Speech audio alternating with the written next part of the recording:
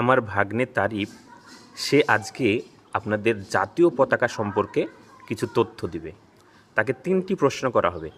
সে যদি উত্তর দিতে পারে তাহলে তাকে একটা জাতীয় পতাকা মার্কা হ্যান্ড ওয়াচ গিফট করা হবে। কি তুমি পারবে তো? হ্যাঁ, আমি পারবো। আচ্ছা, তাহলে প্রথম প্রশ্ন তোমার জন্য। বলো তো, ভারতের জাতীয় পতাকার ডিজাইন কে করেন? পিঙ্গালি ভেঙ্কাইয়া। কত খ্রিস্টাব্দে তিনি জাতীয় পতাকার ডিজাইন করেছিলেন? 1921 খ্রিস্টাব্দে। তৃতীয় প্রশ্নের উত্তর তুমি দিতে পারলে তুমি হ্যান্ড ওয়াশটা পেয়ে যাবে। কি তৃতীয় প্রশ্নের উত্তর দিতে পারবে? হ্যাঁ, আমি পারবো। আচ্ছা, তোমার জন্য তৃতীয় প্রশ্ন।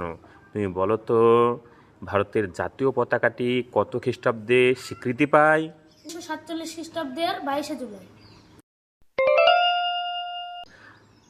এর সঠিক উত্তরের জন্য তাকে কিন্তু শেয়ার করবে, তোমরা ফলো করবে, লাইক করবে। ঠিক আছে।